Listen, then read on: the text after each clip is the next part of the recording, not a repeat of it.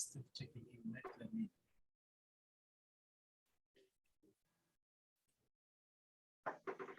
Okay, maybe I will revisit what I was saying.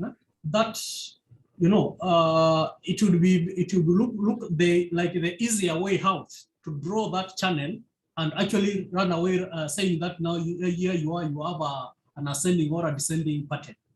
Yeah, that requires a higher level of understanding of exactly what this thing is. And at this level, it would be very easy to get misled if you adopt the easy way of just drawing that channel and then you think that you got it right. Remember, the boxes to be ticked, they remain, and you are not going to overlook that aspect. Two consecutive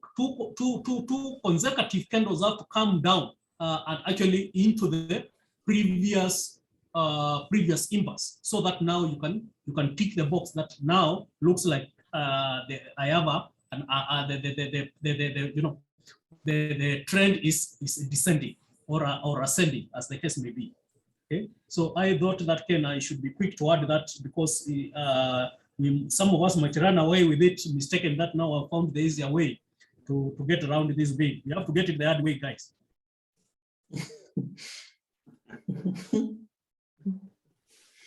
Yeah. Thanks, Jaco, for that. I'm sorry, guys, if I'm throwing cold water into. No, it's fine.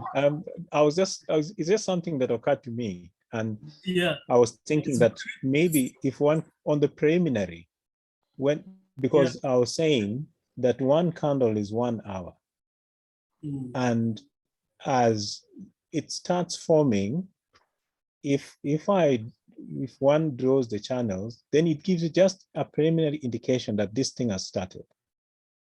And then to be able to know exactly where the turning would be, then you have to go to the hard and fast rules that we've learned. That's the only way to confirm. But you, of course, I also take it that you may not use the channel to confirm anything until you look at the candles. I don't know whether that's a correct approach vis-a-vis what you're saying. Yeah, that should be at the back of our minds. My fear was that somebody would hear that you can draw that channel, then they make it the rule, right? Actually, now that you've said that, I think the good approach would be best practice. You look at it, and if you can eyeball like a channel, that can be a channel, then you go and check if it is an ascending pattern.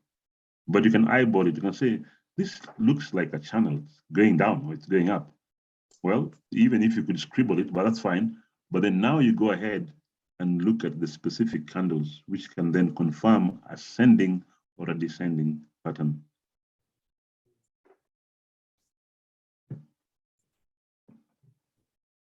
Okay, correct. Yeah, okay, thanks.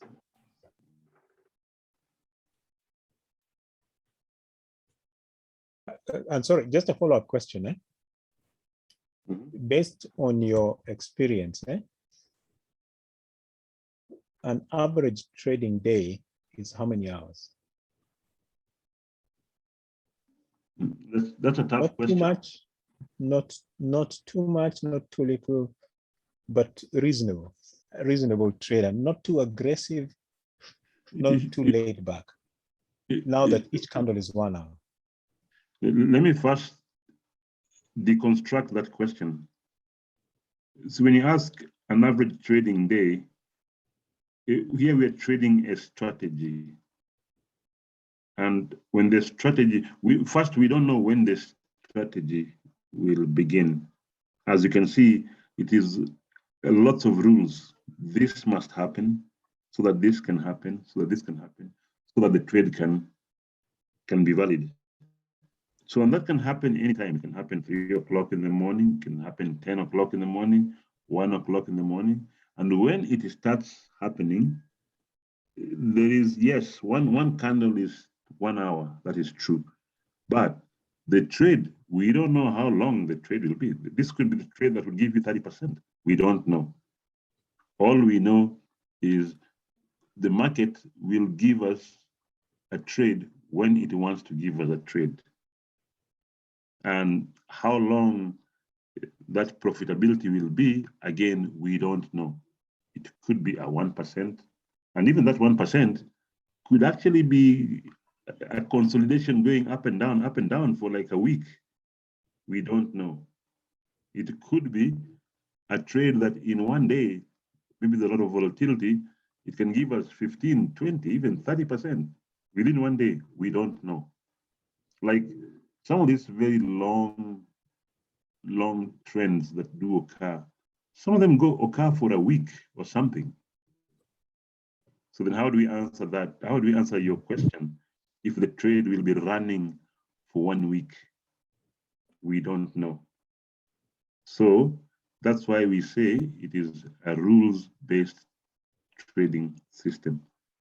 So when the conditions are met, we are triggered into the trade. And we continue running in the trade until our trade is knocked out or violates a stopping loss. But when will that happen? We don't know. It is what the market gives us. So back to your question, how long a trade will be, nobody knows. But we do know that trades do normally occur. The opportunities come, and when they come, they can run for a while. Of course, we would love them to keep running because it allows us to just keep adding on a second trade and a third trade, and on the same opportunity. Yeah. But if it only runs for a few minutes or for a few minutes, even for an hour, then it could be a very small trade. That's fine too. So again, back to your question, it's something that we can't tell. Nobody can tell how long, especially for this particular strategy. Yeah. Yeah. Coach, maybe if I'm also doing some whatever. Yeah. Okay. Coach? Yeah, go ahead. Yeah, I would like also to draw some spanner into the works. That question, I think the gentleman who was asked this question probably is coming back from our familiar grounds of scalping. Yes. That is where it's coming from. And of course, there's always the talk of over trading, a possibility of over trading when you are scalping. It's real. But here, there's nothing, you cannot overtrade. With this strategy, you cannot overtrade. The market dictates the pace at which you'll go. Sometimes you'll go for a whole week without getting any opportunity because you have to remember there are boxes you have to tick. So you'll be just following the drawing the highs, the lows, following the trend until you will be able to establish there is a descending pattern or an ascending pattern, as the case may be. Then you still further wait to see whether this descending pattern will be followed by a confident change of direction. That's not even enough. Again, you still wait further, to see that confident change of direction. Yes, it has changed, because sometimes there can be a confident change of direction and it goes all the way without coming back to retest. You know that one, there is no setup there. That one will just go and you will keep following it up over and over. So the third step will be for it to come back and now retest so that it can be able to take you into the trend. So really, it is the market which tells you, it takes you wherever it wants. Here, yours is to follow it. You cannot overdo it. You cannot underdo it. All that you have to be is to be careful not to miss an opportunity, because once you miss it, it is like a plane. It has gone. And now you will just keep chasing it all over the place and you'll never be in trade. So that is basically the mindset of this swing trading. It is different from scalping, whereby you set a certain percentage. I will aim at getting maybe 2%. Once I get 2%, I will be satisfied I get out so that I avoid over trading and all that. Maybe if that can help, I don't know. Just to add, Vincent. So whereas there's a lot of things that are out of our control that we don't know, but there's a lot of things that we also have control of, because this strategy is also backed by a very solid trading plan that also has a very good risk management plan. So depending on your trading plan, and you can tweak it to fit your own ability, you know exactly that if I enter, let's say I'm only risking 1% of my capital. And the fact that, Coach told you that some trades go on for weeks, it doesn't mean that now you're going to spend your time looking at the charts every single time for that week. All you do is based on our trade management, and I don't know, I think we'll have a chance of showing you next week, how you do trade management. If the market moves, you move your stop loss. And then you don't have to spend time watching it. So the next time you will move your stop loss again is when there's a new impulse. So you also don't have to spend every single hour, watching your trade. The way sometimes you used to do scalping and then you hope the market will turn and you're in profit. This is a little different because you know already what you're risking, and you have a very good risk reward ratio, for this particular trade. Then although some trades can run even for days or weeks, but you don't have to spend every single minute watching it. You just know that if the market turns against me, I have already secured my trade. It can go and run wherever it wants to go, but at this moment, I've already secured. If it turns against me, I am still in profits. Or in the worst case scenario, because there are some trades that, market is market. Sometimes conditions change. You might enter and the market goes against you. But even if the market goes against you, you know exactly what you're risking. So then combined with this, solid risk management and trade management plan, then you don't have to spend every single minute of your waking moment watching the markets. You can place your trade and actually literally go to sleep. And the next time you wake up, maybe it will be time to secure more profit. And then you basically just ride with it. That's why it's called swing trading. You ride with it until the day it decides that, oh, now I'm knocking you out. Right. I don't know if that also clarifies for you, Vincent. Yeah, thanks very much. I think it is quite useful for all your comments, just to to help orientate the mind from a scalper to how a swing trader should actually think and conduct themselves in that sense. Thanks. Coach, just related to the very discussion that has just taken place, I get the impression that this particular type of trading would probably require a larger capital outlay as opposed to scalping. I don't know if I'm right, but I get that feeling. I don't know what you have to say about it. Maybe I can say something, then Ken and Jackson, if you want to add. But in general, actually, in the contrary, no, because you find that even if you had $100, what we do, we risk only 1% of that $100. Can we get 1% of $100? The answer is yes. Can we risk 1% of $100? The answer is yes. Now, it is true that when you are in profit, it will be so small, almost insignificant. But then again, that's the power of this strategy. It has a very good risk management approach.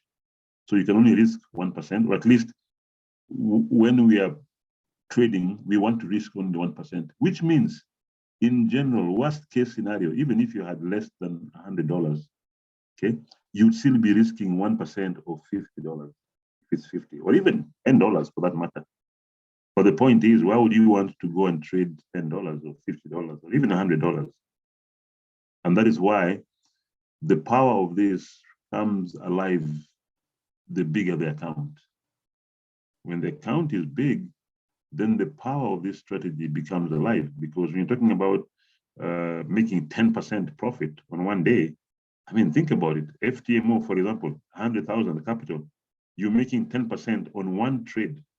You're making your $10,000 on one trade. Well, that's the power of it.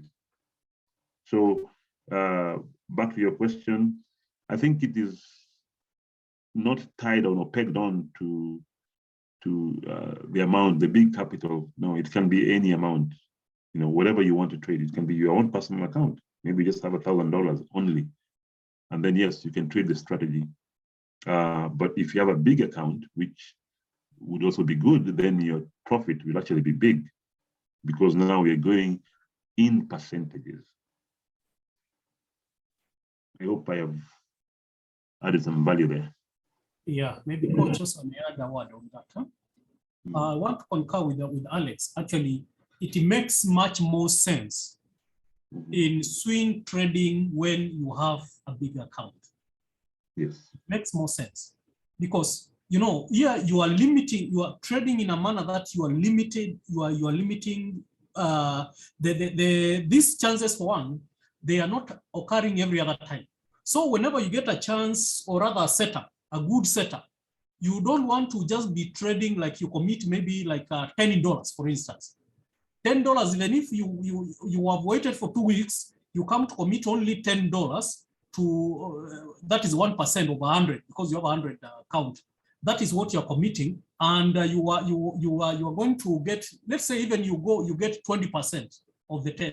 You know, the amount that you're going to make there may not be a good payoff for your efforts. And this strategy becomes very helpful when you are using the prop firms, because for one, the drawdown is so it is so well managed that really it makes it much easier for one to be able to purchase, for instance, a $10,000 account, which would cost maybe about $200 or so, $200 or so. You buy instead of trading with the $200.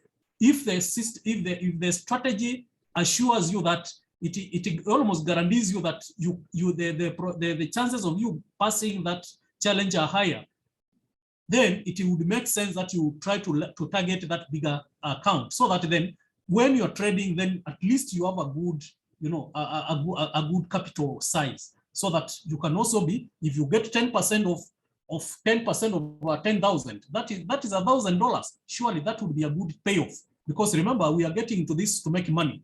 You are not just getting into this to hang around and to have the fun of being in the market. We also want to get value for the time that you are investing. And I think then it will follow that if you are handling a bigger account, then you will be better employed, and you will stand a better chance of really getting, you know, a payoff from your efforts. Yes, thank you. Alex, just to add to what Jackson and Coach have said, can it work in any size of account? The answer is yes, it can work. The only difference is the smaller the account, the longer it will take you to get something meaningful. Because, like you said, why would you want to get into the market and only make $1 or $2 or even $10? Because your size of account is small. And that's why maybe it just makes sense that if you're going to have not enough capital to trade, then now you go to somebody who can give you a big account, and that's where prop firms come in. But technically, it can work in any size of account. In fact, I think this swing trading has better risk management than even scalping. Scalping is even more dangerous or more risky. Not dangerous, let me use the word risky. It's more risky because think about it, like every time you get into the market, you step into the market, there's a risk that you can lose that. Just so that there's a probability. You know, this is about probabilities. And in scalping, you're getting into the market much more frequently than in this particular time. So you can imagine if you had a small account and you are doing scalping, I can tell you that it is highly likely that you'll blow that account in scalping than when you're swing trading. Because you are exposed, because every time you get to the market, there's some exposure. So depending on, in fact, the type of scalping we used to do where the stop loss is 35 pips, the risk there is quite high. It's quite, so that if things don't go your way and the market goes in the wrong direction, maybe you are buying and the market was going down, then The goose is literally cooked. So yes, it can work in any account. It's only that small accounts will take you longer to realize something meaningful. So it only makes sense then when you're using this strategy, then you think like a python. You say that for me, I'm just going to go to one big meal and then I can stay for 6 months without eating. And then you wait for the next opportunity. I don't know if that analogy has brought the answer home to you. Thanks, guys. I think I've got it. Impressed with your answers. I think I've got it. Thank you.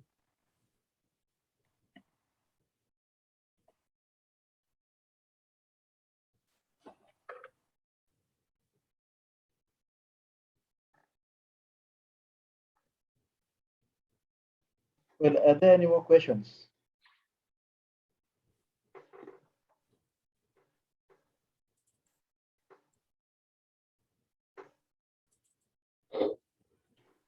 So again, we'll urge you to go back to the week of 12th July to 16th July. Now that we have gone through this again, try to check whether you'll be able to spot the ascending and descending patterns. And just generally, just keep practicing. You can also, on your own, just look at the current market and just keep practicing. Like, oh, now here it's ascending. Yes, it's saying once in a while, once you mark, take a screenshot, send it in the WhatsApp group, and then that's when you keep practicing, that's actually how you learn.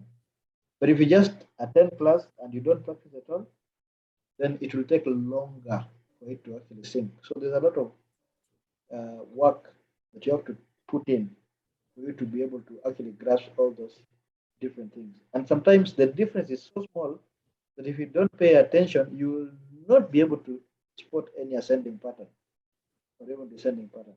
But most of the experience comes from you spending time in the market. And actually, spending time in the market and actually practicing on how to spot, because candles don't form the same way. Some candles are big, some have big wicks, some have small wicks, and you'll only be able to realize all the different patterns by you spending time in the market. There's no any other way.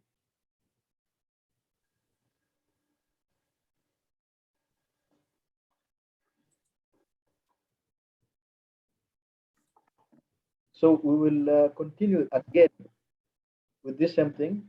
I think Jackson again tomorrow will take you through again the ascending and descending pattern. So if you don't get it now, don't worry. You can take the better part of the day tomorrow just to practice. But then again, we meet in the evening so that Jackson can take you one more time. Before now, next week, we tell you how all these things come together. Like you can see that the market is going up, there's an ascending pattern, it has turned. And now the big $1 million question, how do you take a trade? That now will be covered next week. But for the rest of this week, we want you to understand the very critical building block.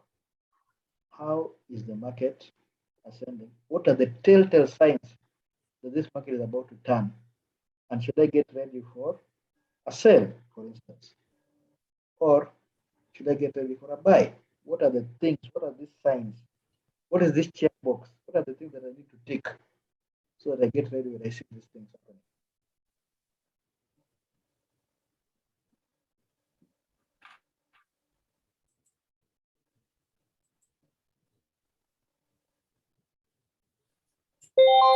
Are we okay? So, gentlemen and ladies, is this thing making sense, or we are stuck somewhere? It's just not adding up. We are together, Jackson. It's coming up really nicely. We are grasping. Yeah, it's making sense. Yeah. This thing is really making sense, and we are slowly getting there. We are getting the concept. I can tell you, it took us more than 1 month really to be able to grasp these things, and we are trying to distill them to present to you guys in the simplest manner possible, so that your learning curve can be even not be as steep as ours was. So it will take some effort, by the way. It is not going to be a walk in the park. Just take your time. do the heavy lifting, and it will kick in. It will kick in, and once it kicks in, you will be able just to highball the pattern, and you can be able to say, oh, there's a descending pattern even without it drawing. You know, we can get there, and we will get there. So far so good from the charts that you have done. I think I've seen good progress. So I hope that guys, tomorrow you just wake up to go back to the same assignment. We will be going over the same assignment tomorrow. We will go and follow through and see whether are we seeing any descending pattern or ascending pattern, because that will be, it is a coding now. We are looking for descending and descending, wherever it will be, just that, so that now next week we can be able to move it to the next level. So after ascending, so what? Yeah, after descending, so what? Because it has to come out, you know, we are aiming at the end of the day being able to actually execute a successful trade. How do you set it up? What takes you there to be able to take a trade with confidence that actually you are going to you take a trade and you can go to sleep comfortably without any worry. You know, I don't know whether you can, when you used to do scalping. Ken, sometime I remember he was saying that he was not unable to sleep overnight because there are some trades which were running. So it is really, scalping, it puts you on the edge. But this one, you know, after you have seen what it is and what it exposes you to a certain, you know, if in an account, you know, you are only exposing 1%, surely you can have your sleep and come in the morning and see how did it go. If I lost 1%, fine, I'm still in the market. I will get it back and I'll be able to build on it. All right. So that is where we are trying to mold, so that we can adopt a certain style of trading that will not necessarily tie you down to the screen, which will not necessarily deny you sleep because there is a trade which is running. You know, that kind of comfort is what this it is what this strategy brings. And guys, with that, I think it is worth the price to really for us to put in that extra effort and grasp it. It will define our future in trading. So just like Ken gave you guys a teaser, I also want to give you guys a teaser. This year, and I think last year, the market was very good from around January till about summertime. Well, summertime was about April, May. Around April, May, I mean, it was exceptionally good. So if what happened in 2020 is what happened in 2021, we crossing our fingers that maybe at the beginning of next year, from January, the market will be very, very good.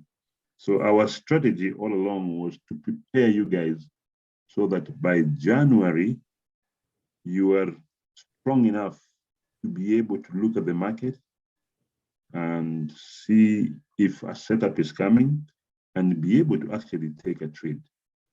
That was our goal. That was our vision. But just to add on to that, the good news is by the time we start January, we will actually even give you more ammunition. Okay, nothing new, the same, only more ammunition so that you can become more confident and become better. Plus now you will be in the hands of the guru himself. At least here, you know, myself and Ken and Jackson, we just learned it.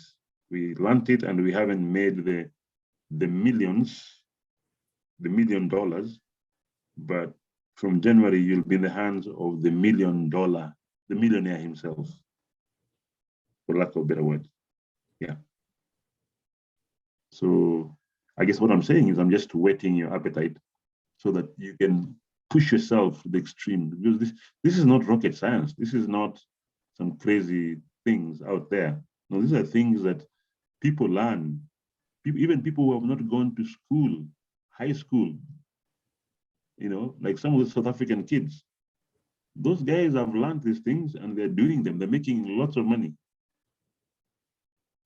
they didn't even have to go to school to do it.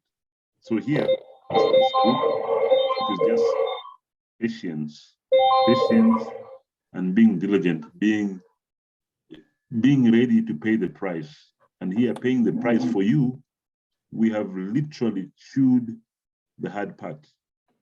We have chewed it and chewed it and chewed it and chewed it. Now we're giving it to you to just chew a little bit and swallow. So it is easier. We have done the heavy lifting for you. And even this, our approach, you'll probably never see it anywhere.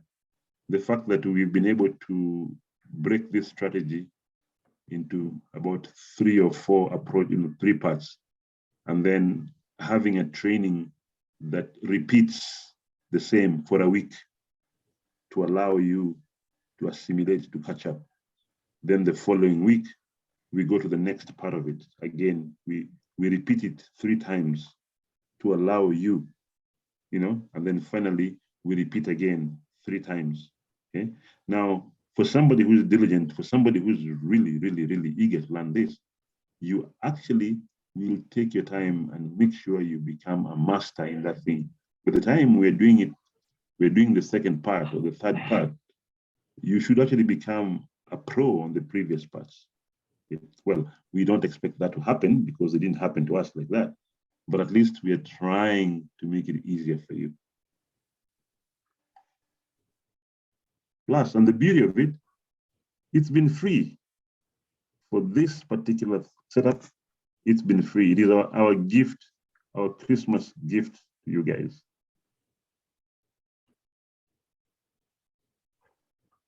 So anyway, back to you, Ken.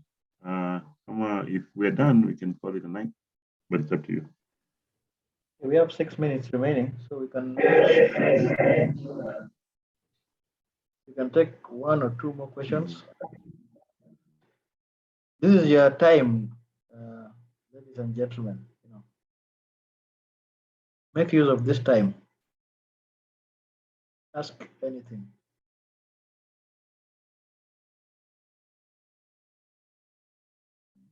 This is the only place you are allowed to ask whatever question is in your mind. There's no wrong question.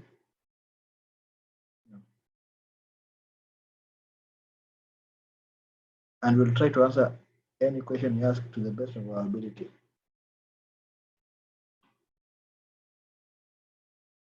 So do we assume that we are good?